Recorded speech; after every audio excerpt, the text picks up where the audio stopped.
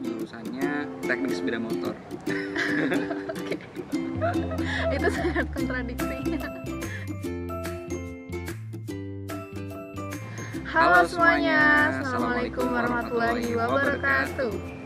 Kembali lagi di channel Rian Alfian. Oke, di kesempatan kali ini kita mau bercerita tentang apa? Masuk perguruan tinggi, dari mulai background sekolah kita sampai proses masuk ke Universitas Jenderal Sudirman. Oke, seperti itu teman-teman. Jadi stay tune, tonton sampai habis ya. Oke, mungkin masuk ke yang pertama dulu kali ya, yang paling dasar dulu. Kita mau tahu dari Mas Rian sendiri, itu background sekolahnya itu gimana gitu? Kalau aku sekolahnya dulu SMK, jadi ya sekolah SMK, jurusannya teknik sepeda motor. Oke. Itu sangat kontradiksi. Kalau Tiara, Ya. kalau Tiara apa? Kalau aku dulu SMA jurusan MIPA. Nah, emang satu jalur ya? Iya, satu jalur. Oke, ini menarik sih buat dibahas karena memang biasanya itu SMK itu prospek kedepannya itu lebih ke pekerjaan Ya, daripada melanjutkan studi gitu. Betul. Nah, untuk Mas Rian sendiri gitu, kenapa sampai bisa melanjutkan studi gitu padahal background sekolahnya itu SMK? Iya, jadi memang dari hatiku yang paling dalam. Witis ya. Enggak, jadi emang dari kecil itu aku pengen ketika nanti aku gede bukan merujuk ke profesi apa sih, aku pengen jadi profesi apa gitu, enggak gitu. Tapi aku lebih ke aku pengen jadi manusia yang bisa berbagi ilmu kayak gitu. Dan akhirnya ya pengen jadi manusia yang berpendidikan, intinya seperti itu. Tapi kenapa dulu aku ngambil SMK, karena arahan dari orang tua juga. Sebenarnya orang tua pengen aku profesinya sebagai guru, menjadi guru gitu. Tapi orang tua juga karena kondisi ekonomi gitu ya, pengen aku langsung kerja setelah lulus sekolah. Jadinya aku arahnya ke SMK gitu. Berarti tujuan utama dari Mas Rian itu sendiri adalah menjadi manusia yang berpendidikan gitu ya? Oke, sampai pada memutuskan mendaftar ke perguruan tinggi, kan tadi katanya orang tuanya itu mengarahkan ke pekerjaan gitu. Sampai pada mendaftar di perguruan tinggi, itu respon dari orang tua gimana? Ya karena gini, setelah lulus SMK dulu aku kan mendaftar ke beberapa perusahaan gitu ya, dan beberapa PT gitu. Salah satunya ada PT HAHM, di mana di situ saya ditolak gitu. Tapi pada akhirnya aku diterima di PT Aisin. Nah, itu spare part mobil kalau nggak salah.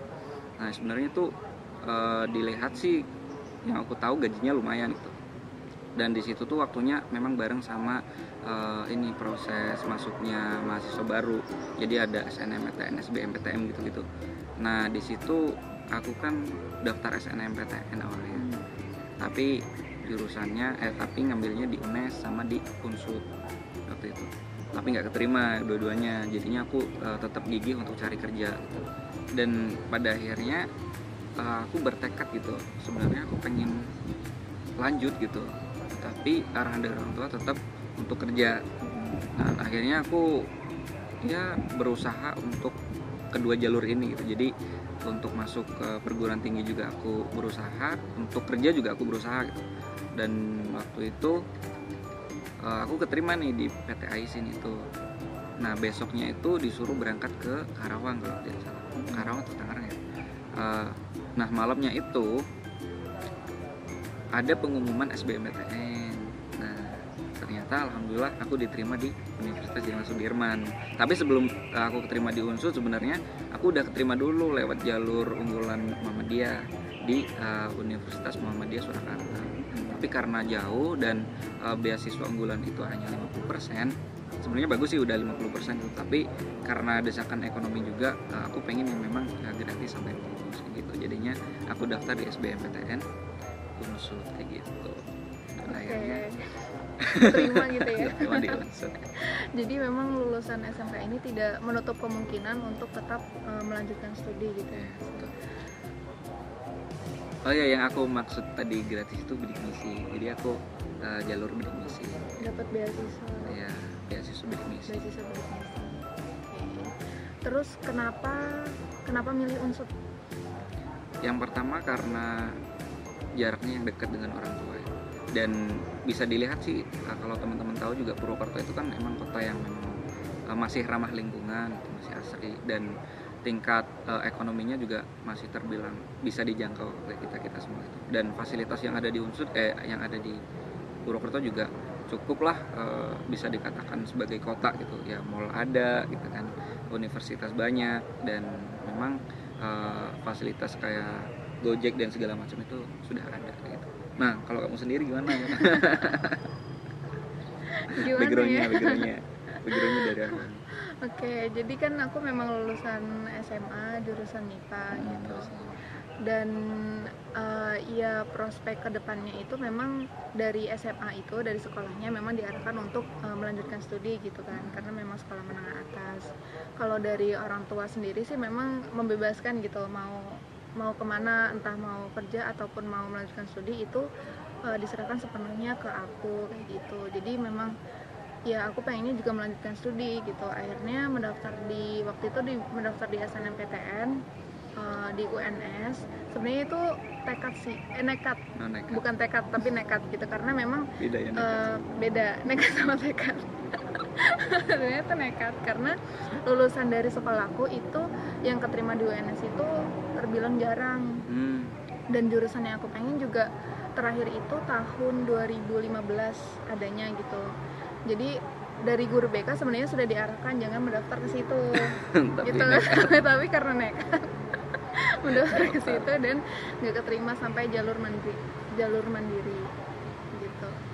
Nah, terus tahun kedua baru nyoba di UNSUD. Berarti masuk gap year ya? Iya, gap year. Jangan berarti jangan sembarangan sama kakak kelas ya. Oke. Berarti dia kakak kelasku guys. Enggak, nanti ini dipotong. Oke, berarti kesempatan di tahun kedua tetap dimaksimalkan ya. Alhamdulillah sekarang masuk di UNSUD. BTW jurusan apa? Aku jurusan matematika dari awal sih memang. Dari tahun pertama ya? Itu mendaftar di beberapa universitas itu semuanya jurusan matematika. Gitu. Karena sebenarnya bingung karena nggak tahu lagi mau jurusan apa. Kan jurusan banyak. Iya, yang aku bisa gitu. Diukur sama kemampuan. aku bukan bisanya cuma di matematika sih, cuman kayaknya memungkinkan lebih bisa di matematika gitu. Siap. Gitu. Kalau Mas Rian sendiri gitu ya, kan jurusannya sepeda motor. Itu Anda masuk jurusan mana ya? Kalau boleh tahu. Aduh. Iya, jadi aku juga jurusan matematika. Sebenarnya kita satu kelas, teman-teman.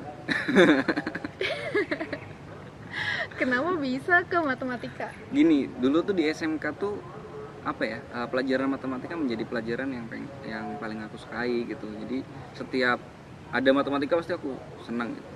Dan nilai di suatu SMK juga bagus. Dan akhirnya karena senang itu aku pengen mempelajari lebih lanjut tentang jurusan matematika seperti itu sebenarnya. Okay. Dan aku nggak melihat awalnya profesi itu prospeknya gimana gitu. Nggak, gini. Awalnya kan SMK, teknik sepeda motor.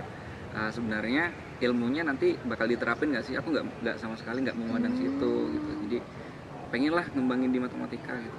Dan aku pengen jadi orang yang berpendidikan gitu jadinya. Ambil matematika. Oke, dulu suka matematika, sekarang masih masih berusaha untuk menyukainya. Oke. Oh iya, Tiara kan tadi di tahun pertama setelah lulus kan dari SNM sampai jalur mandiri itu belum berkesempatan untuk masuk ke perguruan tinggi, dan pada akhirnya memaksimalkan kesempatan kedua dan lolos di jalur SBMPTN. Ada nggak sih tips buat teman-teman gitu? Oke. Jadi dulu tuh kalau SNMPTN kan kita pasti kiblatnya itu nilai raport gitu ya. Dan nilai raportnya aku tuh sebenarnya pas-pasan gitu. Dan katanya SNMPTN itu masuk tuh karena kayak sistem beruntung-beruntung gitu, karena kita juga belum tahu pasti sebenarnya sistem penilaian dari SNMPTN itu kayak gimana kayak gitu. Jadi memang di situ coba-coba gitu. Yang pertama yang harus teman-teman lakuin adalah coba lihat nilai raportnya teman-teman dulu, rata-ratanya itu berapa, dan kemudian coba lihat kakak kelasnya gitu, kakak kelas yang masuk ke universitas itu, jalur SNMPTN itu seberapa banyak gitu. Kalau misalnya memang di situ lumayan banyak, teman-teman bisa berani daftar universitas itu lewat jalur SNMPTN gitu. Begitu pula dengan SBMPTN. Kalau SBMPTN itu kan bukan nilai raport gitu, jadi kita tetap memandang dari segi alumni kita masuk ke universitas itu sebanyak apa kayak gitu, itu juga dipandang melalui SBMPTN gitu. Dan mungkin tips belajar SBMPTN itu pelajari yang kalian benar-benar kayak, oh aku sekiranya bisa nih kayak gitu. Kalau misal emang benar-benar nggak paham, ya udah nggak usah dikejar kayak gitu, karena memang memaksimalkan yang sekiranya kita bisa, karena memang sejatinya kita juga nggak bisa memahamin semua materi karena gitu. Semua materi masuk gitu. Iya betul sekali gitu, dan mungkin itu juga diterapin aku ke tahun yang kedua gitu. Belajar lagi ya, jadi belajar lagi gitu teman-teman. Kalau misal dari Mas sendiri SNMPTN dulu ambil apa sih? SNMPTN Ambil dulu di mana? Ambil Unsud sama UNES. Jurusannya? Matematika. Semuanya? Iya, kalau di UNES pendidikan matematika. Iya, jadi kalau sekolahku kan SMK ya. Jadi kebanyakan alumni itu yang melanjutkan itu jurusan teknik sama jurusan ini olahraga. Yes. Itu di Unsud atau di luar? Di Unsud, iya, di Unsud dan di UNES gitu. Jadi memang satu angkatanku juga yang lolos ke Unsud maupun UNES ada sih beberapa itu yang memang jurusannya teknik sama itu penjas gitu. Karena aku ya sedikit menyimpang. Sebenarnya nilai dari raportku kalau di tingkat sekolahanku gitu ya lumayan. Di situ aku dapat paralel loh. Ya emang belum berhasil gitu lolos SNMPTN. Jadinya ngambil jalur selanjutnya SBMPTN.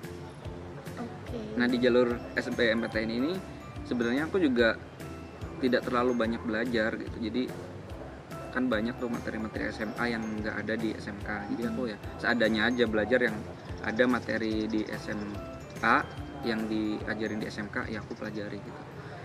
Dan banyak sih sebenarnya di situ soal-soal yang memang aku nggak paham gitu. Dan aku ya biasalah tangting tuh. Jadi jangan berpikiran kalau SMK itu peluangnya sedikit masuk perguruan tinggi gitu ya. Kita bisa berusaha lewat beberapa usaha yang bisa kita lakukan ya. Betul sekali. Oke, mungkin kita masuk ke kegiatan selama kuliah kali ya. Oh boleh. Kan Mas Rian ini kuliah di jurusan matematika gitu, dan selama ini mungkin masuk ke penyesuaian dari SMK gitu. Betul. Masuk ke kuliah itu gimana? Kalau ke penyesuaian, jujur awal semester itu aku kayak seolah-olah tuh apa ya, stres gitu loh, bisa dibilang stres. Kaget kali. Jadi, ya, lebih ke kaget gitu. Iya, lebih kaget tepatnya, bukan stres.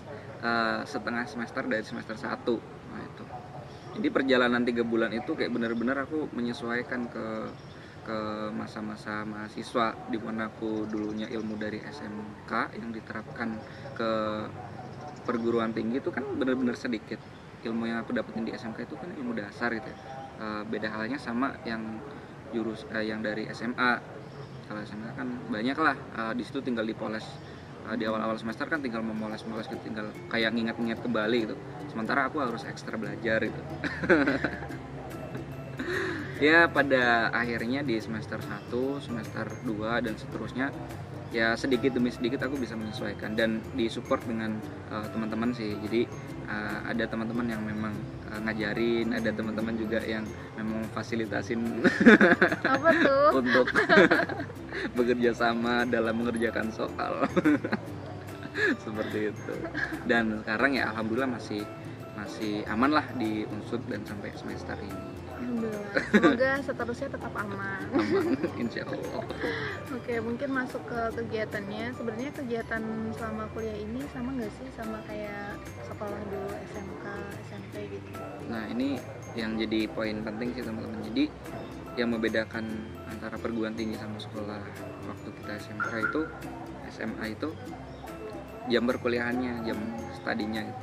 Kalau di jenjang sebelumnya kan kita berangkat jam 7, misal berangkat jam 7 pulangnya jam 1 gitu. Itu bakal tiap hari seperti itu kan. Sementara di perguruan tinggi ini waktunya lebih fleksibel gitu, banyak jam-jam kosong kita yang bisa kita manfaatkan kayak gitu. Oke, ngomongin jam kosong yang bisa dimanfaatkan dari Mas Rian sendiri, cara memanfaatkan jam kosong tersebut dengan kegiatan yang seperti apa gitu? Ya jadi kalau kita jadi mahasiswa pasti banyak yang namanya organisasi gitu ya, kegiatan organisasi. Kalau teman-teman pengen menggali soft skill teman-teman gitu di organisasi, kan ranahnya banyak nih di perguruan tinggi itu, masuk ke HIMA, himpunan mahasiswa, ataupun ke legislatif, ke eksekutif, kan ada BEM, ada DLM, ada juga yang ke peminatan kan bisa ke UKM, unit kegiatan mahasiswa. Nah kalau aku pribadi masuk ke HIMA, masuk juga ke BEM di tahun selanjutnya gitu. Jadi diisi dengan kegiatan organisasi, dan selain itu aku juga sambil ngembangin usaha di sini gitu. Jadi ada kegiatan usaha. Next time lah kita bahas usaha. Oke, ngomongin kuliah sama usaha nih Mas, dari sudut pandang Mas Rian sendiri gitu ya, sebenarnya kuliah sambil usaha itu sulit apa enggak sih?